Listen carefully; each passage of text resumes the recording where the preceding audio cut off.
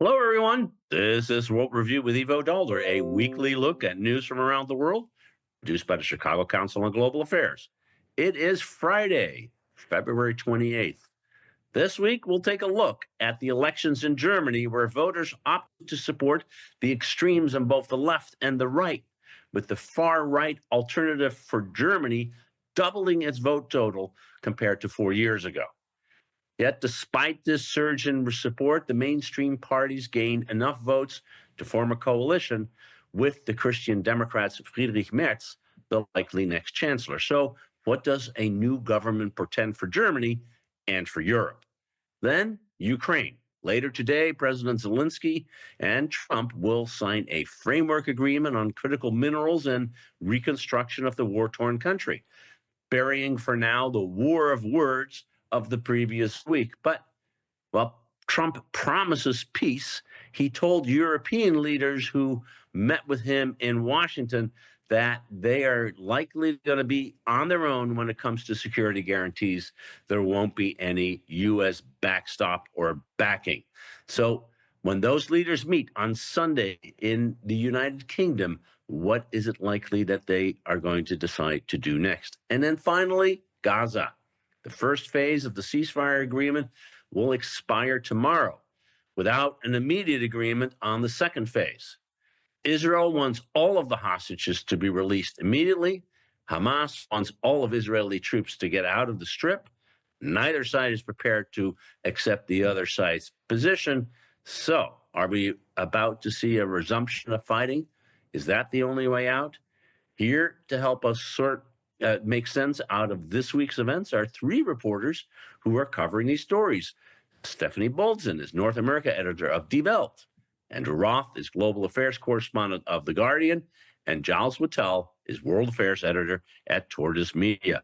Good afternoon, good morning, in my case, good night, because I'm in India right now. Stephanie, let's start with you. A historic election in some cases, and plus ça change, plus c'est la même chose in other cases.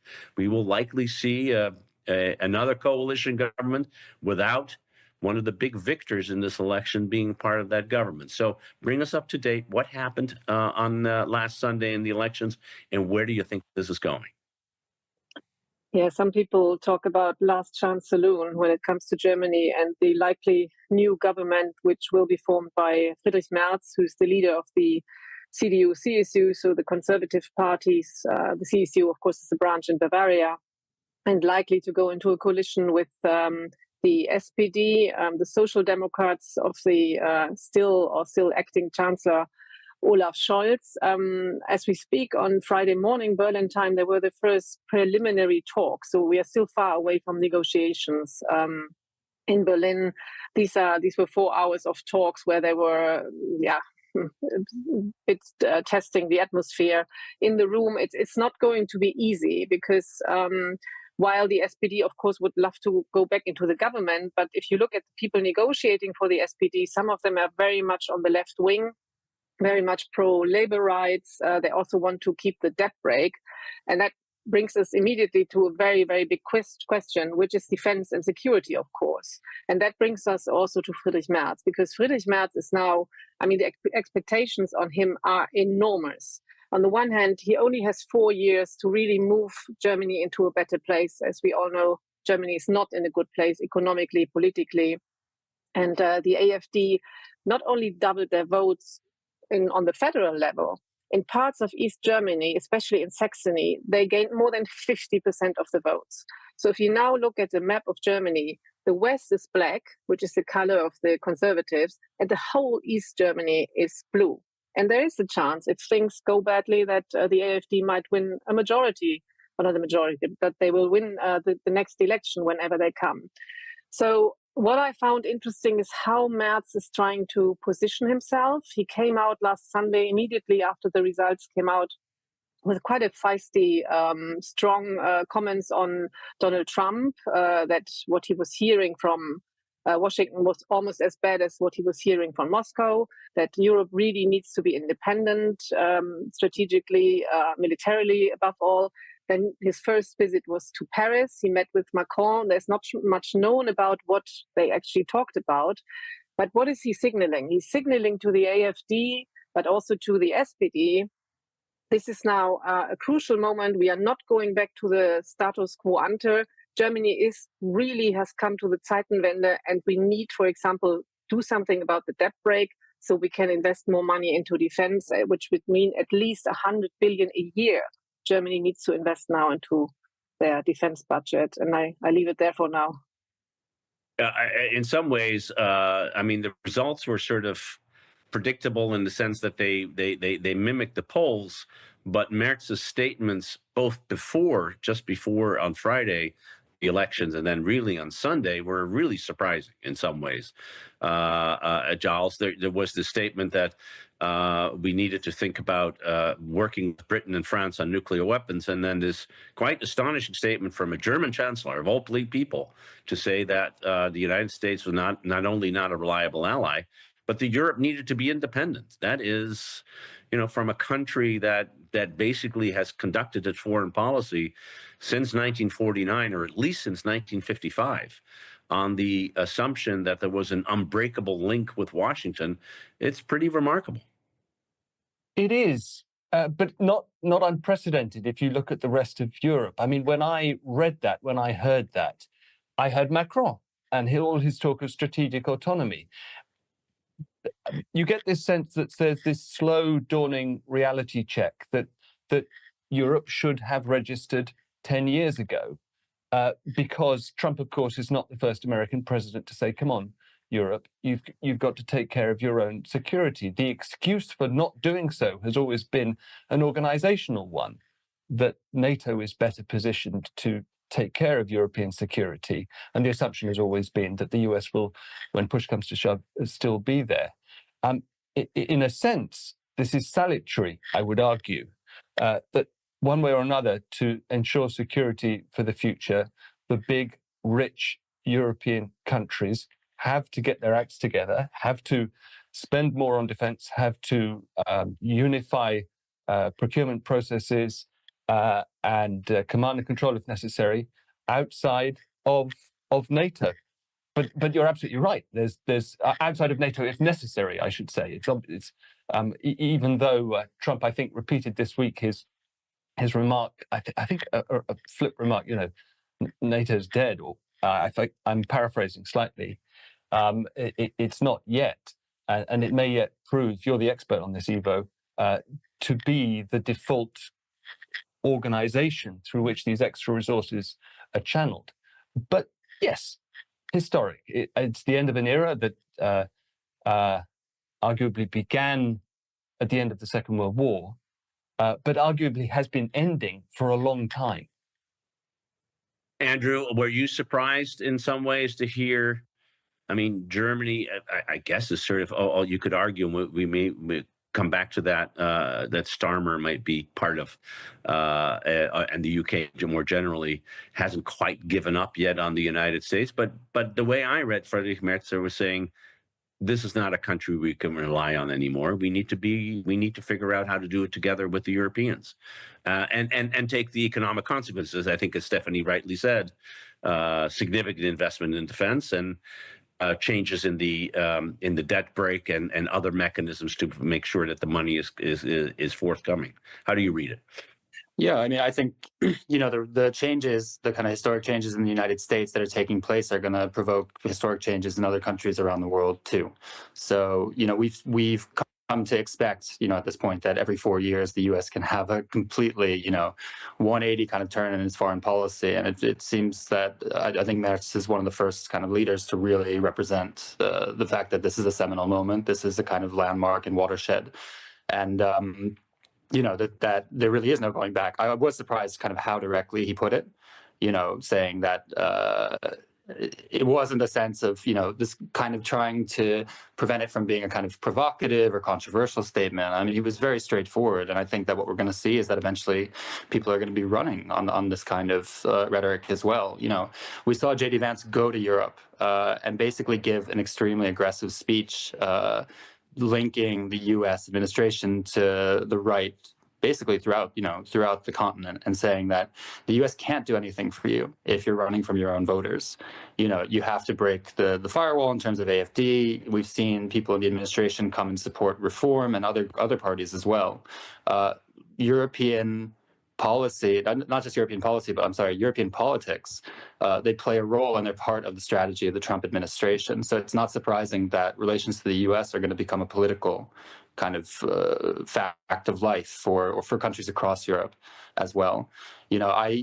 One of the things I've been surprised about from the U.S. side is the degree to which we've really lent into those culture wars throughout the continent, even going to Ukraine as well, where Trump is such a political animal.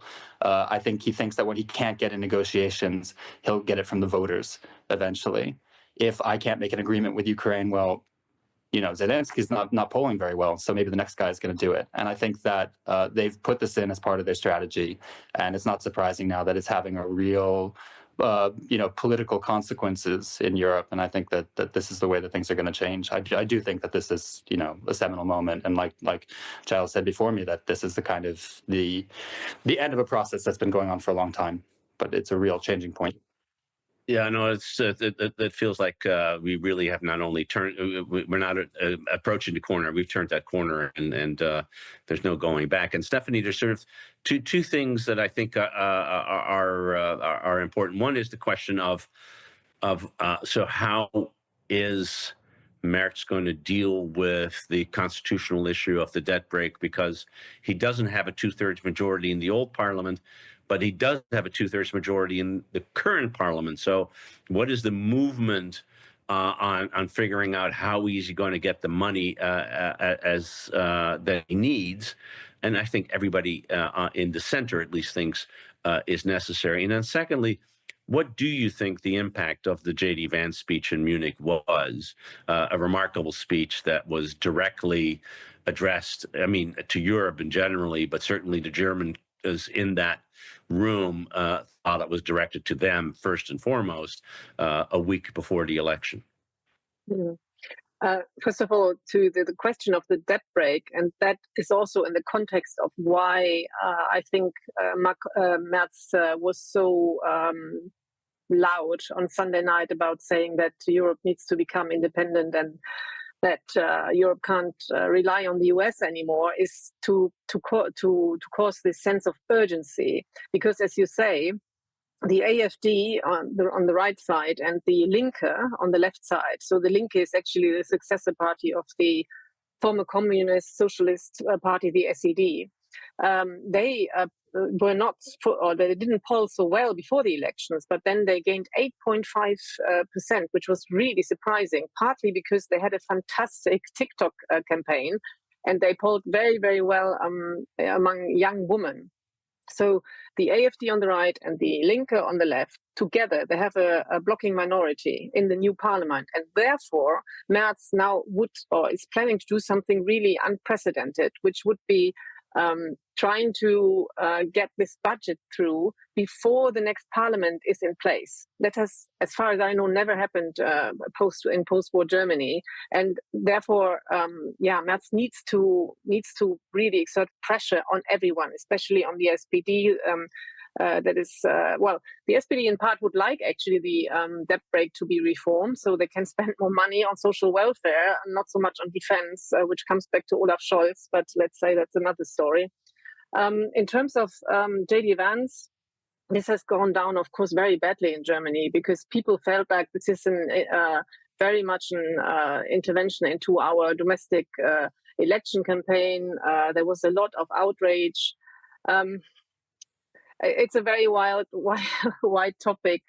In my newspaper, in my publishing house, some of my colleagues welcomed actually what J.D. Vance said, because you can discuss about how much German public broadcasters are dominating the discourse in Germany, if there is really too much of a mainstream echo chamber in Germany.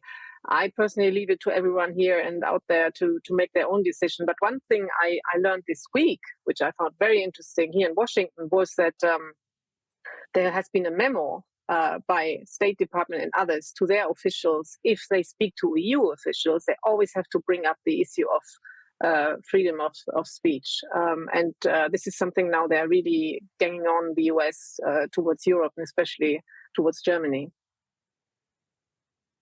Well, we may have to come back to this as another topic because it is that is full of all kinds of pitfalls to get into that. But it's interesting to hear that there is a memo that freedom of speech is now the #1 issue in a country that itself is having difficulty dealing with the press.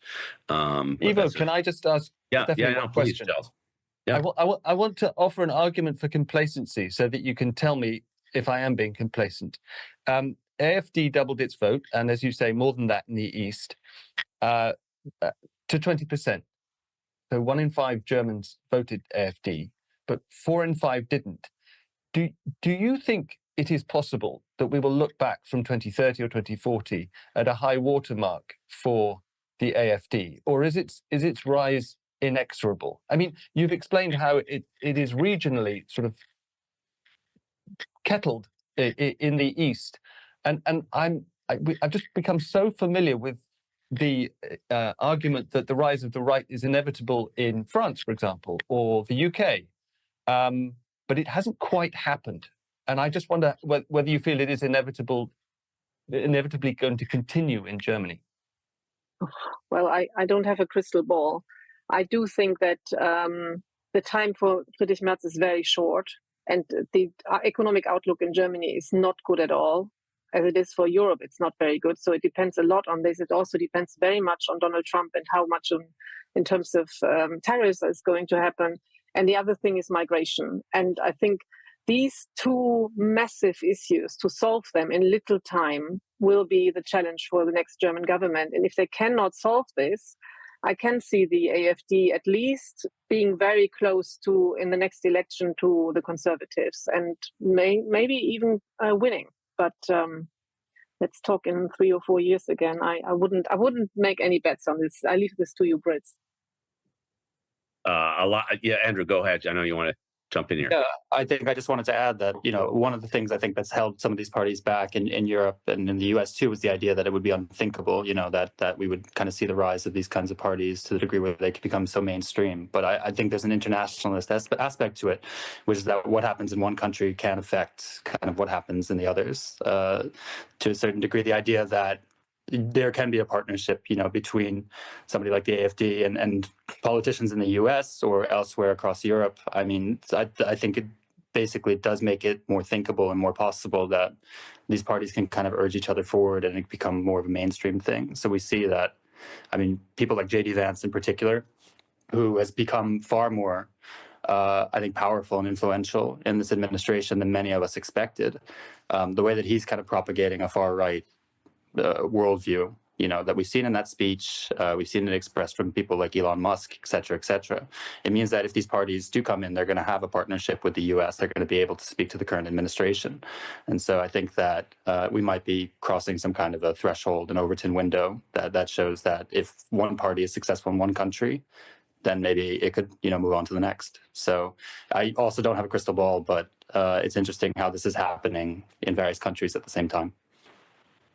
I'm usually the pessimist on these things, and let me try to, and shifting to the Ukraine issue, sort of suggest there might be an optimistic answer, and I guess, Andrew, this is for you in the sense that the real shock, of course, that has shaken Europe is the decision by the President of the United States to side with Russia in the war against Ukraine.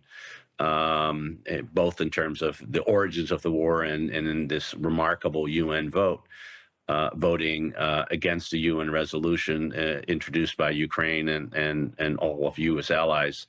But the U.S. decided with Russia, Belarus, and North Korea, the 3 belligerents in this actual war. That seems to have shaken Europe in a way that is perhaps leads to a decision that we really need to get our act together in a way that we haven't done so. And Ukraine may be the area where that happens first. So, Andrew, a lot has happened on Ukraine this week. Just take us through the step-by-step and where you think we are right now. I mean, in a deeply evolving situation, and what it says about the relative balance of power between Ukraine and Russia on the one hand, between Europe and the United States on the other hand. Yeah, I mean, there's a lot happening, and so I'll encourage my colleagues to jump in afterwards. But I've been covering Ukraine for like more than a decade at this point, and this is one of those couple of weeks when we've seen just immense changes in terms of what's going on with the war currently, and the fact that we could likely see some kind of a ceasefire soon.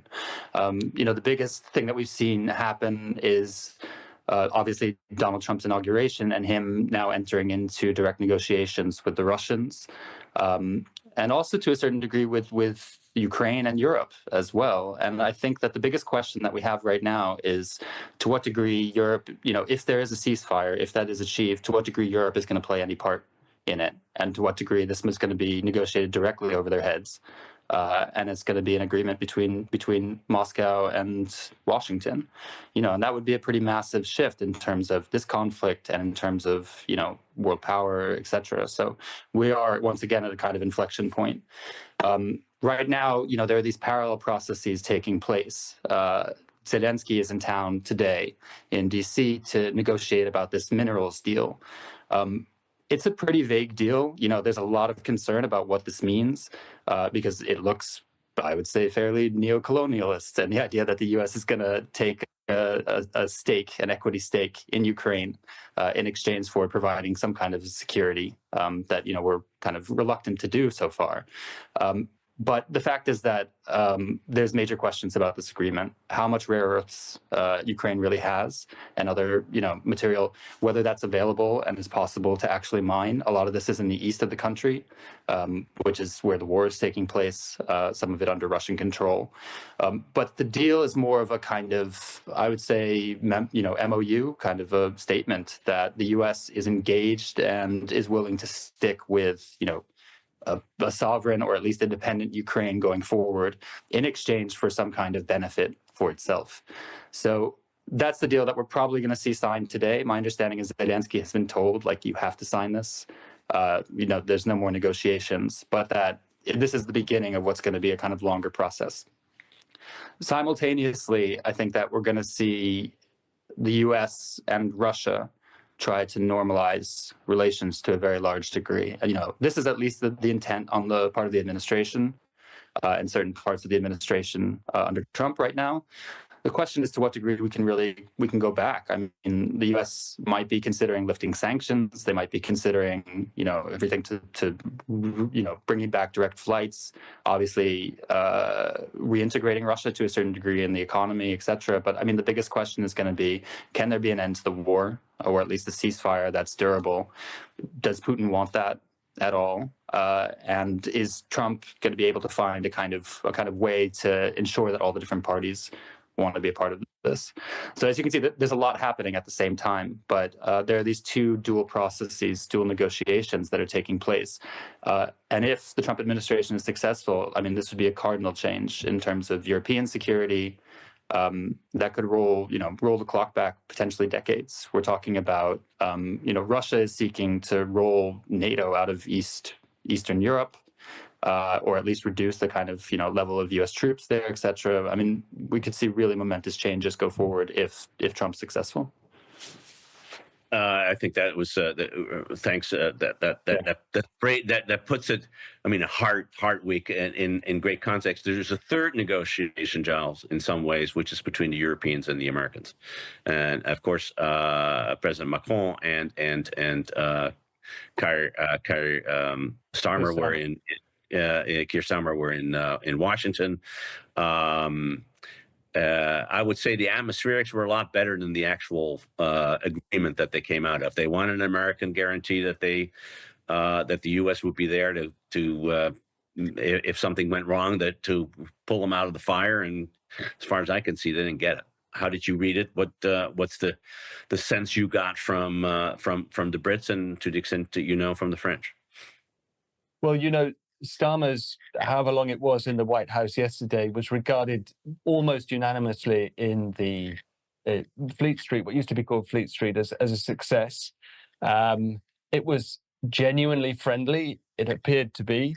He came with two things. He came with a promise of increased defense spending, which of course has been the demand for a long time, up to 2.5% this parliament and 3% of GDP next parliament.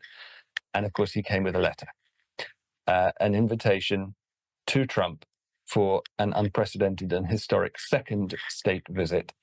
Trump, we're told, loves the royals. If I understand this right, he's not only getting that invitation, but he's also getting an invitation to a less formal one to visit.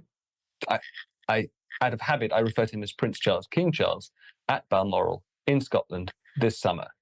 So plenty of royalty there. Personally, I never regarded them as useful. I always discounted the argument that they might have a diplomatic purpose, but on this occasion, perhaps they do. Because I mean, to your point at the top of this section, Ivo, I think there is a glass half full way of looking at this week, the three meetings, Macron, Starmer, and Zelensky in the White House in terms of the future of Ukrainian security.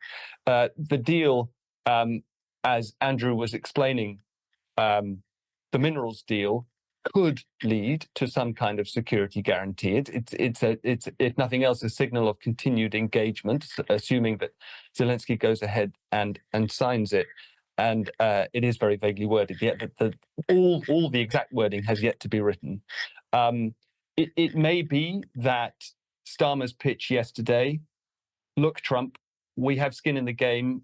We are spending more. This is what you wanted, could yield some benefit in terms of continued U.S. engagement. And Friedrich Merz, he's not going out of his way to be chummy with the White House, but he is, in a sense, reading from the script that they've written. We're on our own. We're going to take care of our own security. So you can look at those positively. What to me is so bewildering and very hard to look at in a positive light is the U.S. Siding with with Russia in the ways that it has, and rewriting history in the way Putin is fond of doing. This is the unprecedented part for me. I don't think in the history of the American Republic has a president parroted talking points of an adversary that trades on lies and propaganda the way Trump has in the past week. And that's the truly discombobulating part of it for me. Yes, the man who you can take at his word, I think, who always keeps his agreements, as he said yesterday. Stephanie, you're, of course, in Washington, like Andrew. You were reporting on the meetings with Macron and Starmer. And I would put the question, sort of, what more can you add to this question of the European security force? We have a meeting in the UK on Sunday with 18 European leaders, hopefully making more progress than they've had so far on figuring out what that security force looked like. The one constant until Sunday was Germany's decision. Oh, way too premature. We can't talk about this. That was Olaf Scholz. Do you see Merz being more forward-leaning and saying, no, we need to be part of this, and that may, in fact, give the Europeans a leg up to say, no, we can actually provide that security force, even if the United States does not participate? Well, Merz definitely has been far more supportive in terms of military aid to Ukraine than Olaf Scholz was. I mean, just to mention the infamous Taurus discussion, which had been going on for months and months. And Merz always said, no, if I was in charge, I would deliver them. Well, now, but he was opposition leader. So as we know, it's a bit easier to say. I think generally the sense here this week was, as Andrew said, everybody was waiting for some reassurance by Trump what kind of military backup or help he would provide if the Europeans sent any troops, whatever form they are, peacekeeping troops into Ukraine. And Keir Starmer had this idea of a backstop, although he didn't really define what this backstop would mean. But neither Macron nor Starmer got something. So this is something really to look at. And this minerals deal, and I think Trump said something along the lines, well, if we have our people on the ground there digging, the Russians won't dare coming in there. But that's not a military deterrence or whatever. So it's pretty thin. what's coming out there. Another observation that I thought was really interesting was part of the press conference with Starmer in the East Room on Thursday afternoon, that out of the blue, and as far as I'm talking to the British delegation, they did really not expect that. Trump talked about a trade deal with Britain. And that's something, of course, that rings alarm bells in Europe, because, and also must ring alarm bells in London, because Starmer is really between a rock and a hard place. On the one hand, now negotiating a trade deal with the US and wanting better relations with Europe, while Europe gets punished by Trump with tariffs.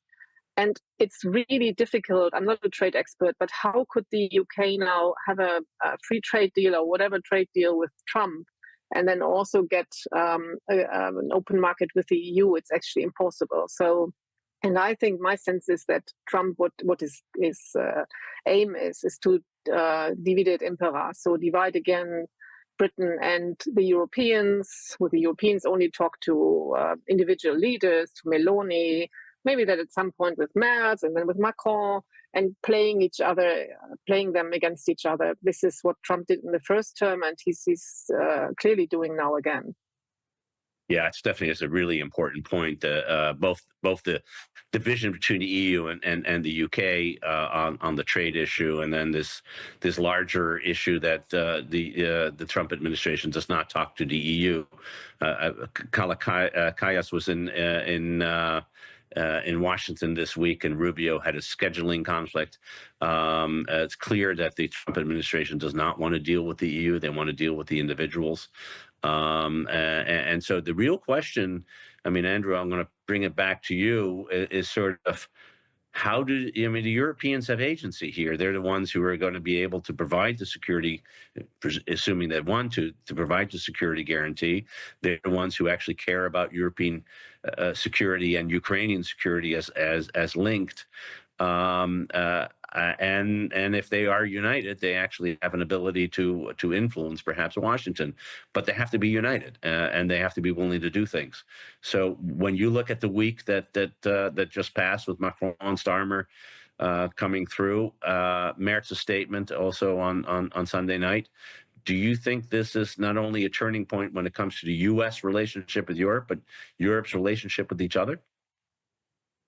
Yeah, absolutely. I think that, this in the last week, I think were some of the most important, for the European-U.S. relation in years, if not decades. I mean, I think that this week in particular, I think we've seen European solidarity to a certain degree, including the UK in this case, in a way that works, fairly well. We're lucky that we kind of got to the Zelensky meeting today with him coming and meeting with Trump, because I think that it was very much in the balance whether or not it was going to happen. There were reports in French press that it was even going to be canceled until Macron stepped in. Those haven't been confirmed, but at the very least, the fact that, we have successive visits by European leaders who are more or less all on the same page, not exactly, but kind of sending the same message to Trump and getting FaceTime with him is very important. So, for the time being, we have seen it kind of pull together.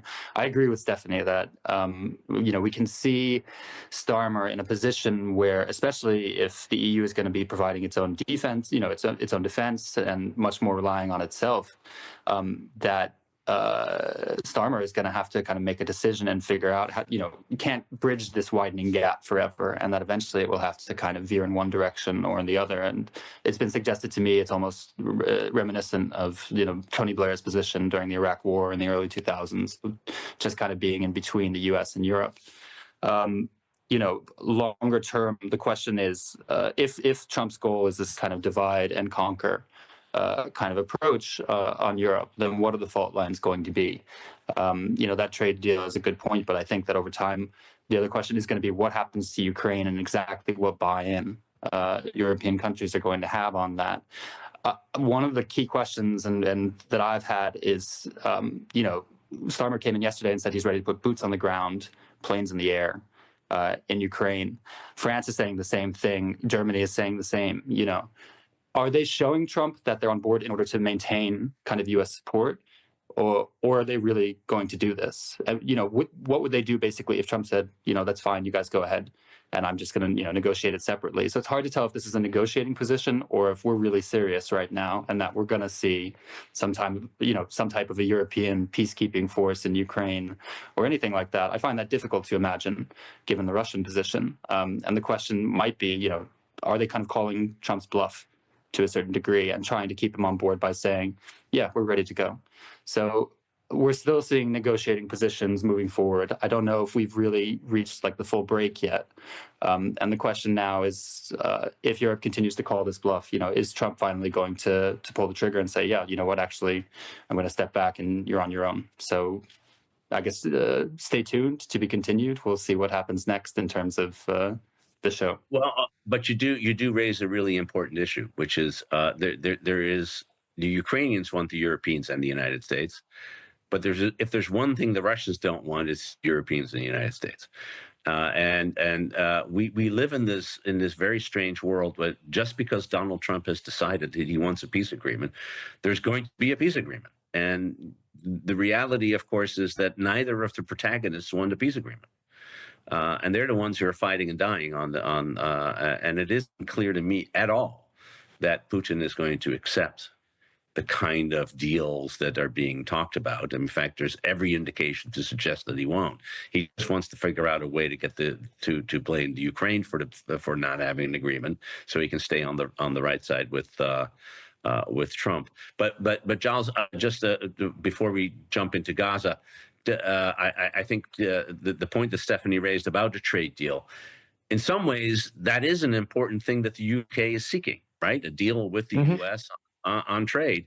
And yet, I think Stephanie raises the question, how does a Starmer in particular, this is very different than Boris Johnson, who had no interest in Europe or the Conservatives, but Starmer is trying to figure out a way to get closer to Europe. How does he do that when the U.S. is looking at a trade deal really as a way to divide the UK from the rest of Europe? How is this interpreted in the UK? How does he get closer to Europe in the current circumstances? Through defence and security cooperation, starting a few months back in Blenheim and continuing tomorrow.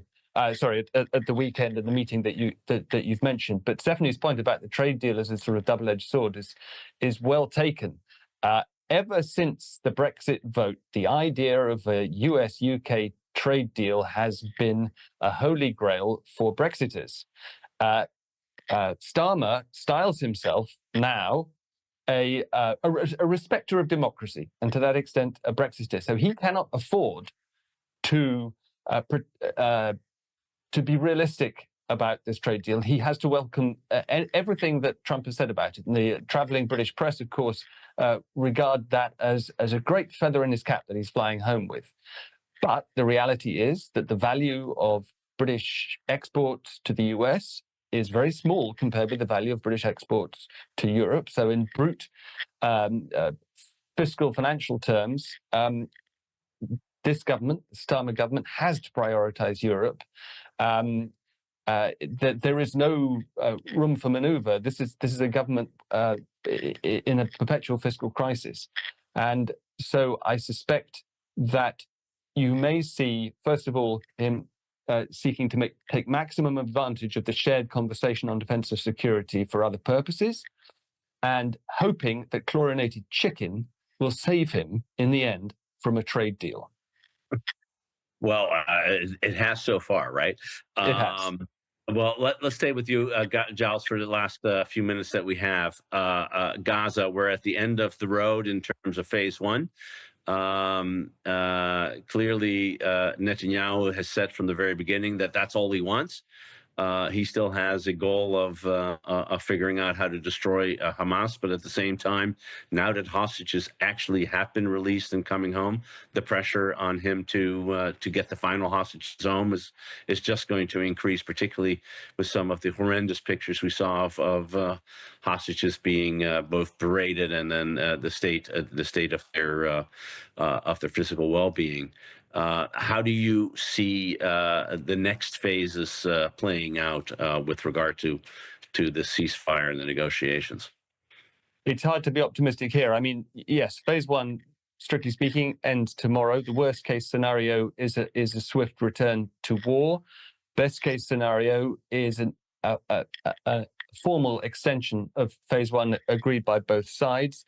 That is what Netanyahu wants, because he is not ready to meet the requirements of phase two, which are a full Israeli withdrawal, a formal end of the war.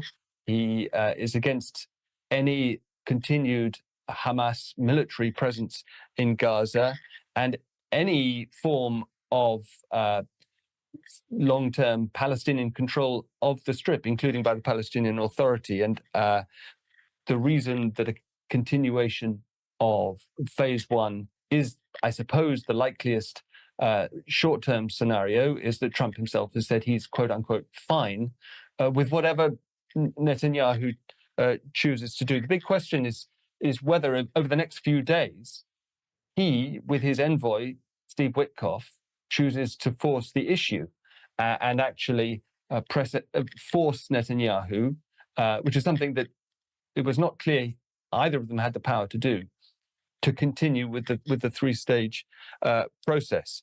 In the meantime, I hear anecdotally that the forgotten plight of the Palestinians in Gaza is obviously not getting any better. We're just in the process of making a podcast about this, and with all the obstacles that we all deal with from not being able to get access. But one of the things that the many Gazans who've moved north since the ceasefire began 6 weeks ago now face is they were allowed through the checkpoints on the main road, not the coastal road, but the other one, by car. But having got there, they have to leave their cars there. And if they, as is the case with many Gazans who've returned to the rubble of what used to be Gaza City, if their work is further south, they have to walk south and back home, 10 miles each way in some cases, people we've been talking to. But another, again, this is purely anecdotal, possibility to consider is that while the public rhetoric of Palestinian leaders and their supporters in the Arab world is that long-term exodus, a second Nakba, if you like, is off the cards, the situation on the ground in northern Gaza especially is so dire that it is possible that some Gazans, when weighing up the options, if an option, for example, to move long-term to Egypt became available, or Jordan, they would take it. This is purely anecdotal. This is from talking to Gazans on the ground. And in the meantime, of course, Trump has made his peculiar suggestions of a US takeover and then went quiet on that. And then blow me down, the White House appears to endorse a video of Gaza as a coastal holiday strip complete with Benidorm-style skyscrapers. I'm told that the response to that video, which I guess we've all seen, amongst Gazans who are famed for their dark sense of humor, has been, broadly speaking, to laugh. But that's where we are. Best case scenario, a stalled ceasefire process rather than a continuing one. Thanks, Giles. I think that's a deeply depressing but accurate picture, and I wonder, Andrew, whether particularly this question that I think we really haven't been wanting to face, which is the reality that Gaza's destroyed. It is a demolition site. Unfortunately, it wasn't demolished; it was bombed.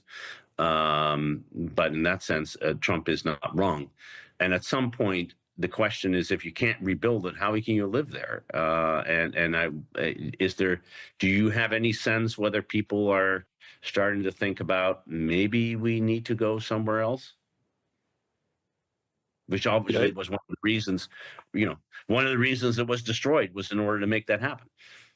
Yeah, I mean, it's hard for me to tell necessarily from the U.S. and from D.C., because so much of it is based around a kind of imagined imagined community and public opinion, but I think it's just a fair question to say that I don't think that we hear the opinions of Gazans and Palestinians that often at all in terms of this issue. You know, the idea of I suppose ethnically cleansing or forcibly removing the population or whatever else, you know, has been kind of suggested by the Trump administration, is not based on kind of local concepts or authentic voices there. It's just based on what this administration wants, which is, you know, I was surprised by, I think in particular, Witkoff sounded a much more sympathetic voice at the beginning to actually have gone to Gaza and have recognized the level of the destruction. Yes, he omitted the fact that, I mean, a lot of that destruction was done by the Israeli military and by a bombing campaign by Israel. But he did at least recognize, you know, how painful and the level of destruction. But at the same time, you know, they've transferred it into this idea that therefore we should move everybody out. It's a fait accompli. Et cetera, et cetera. I think that right now the administration doesn't have too many ideas about how to move forward, and it seems like a holding pattern is the best that they can do. They don't seem especially focused as well on Gaza right now. I think Europe and Ukraine is obviously the fire that's burning for them. So I expect it will kind of hold, but I don't think that they're going to put a lot of pressure on Netanyahu. That's my expectation. Yeah, I think that's not a lot of pressure. Netanyahu is probably a safe bet. I think that's right. Stephanie, just a final word to you. Is Friedrich Merz, if and when he becomes chancellor, going to have a different policy than the previous government towards Israel, or given the longstanding bipartisan, multi-partisan view on Israel in Germany,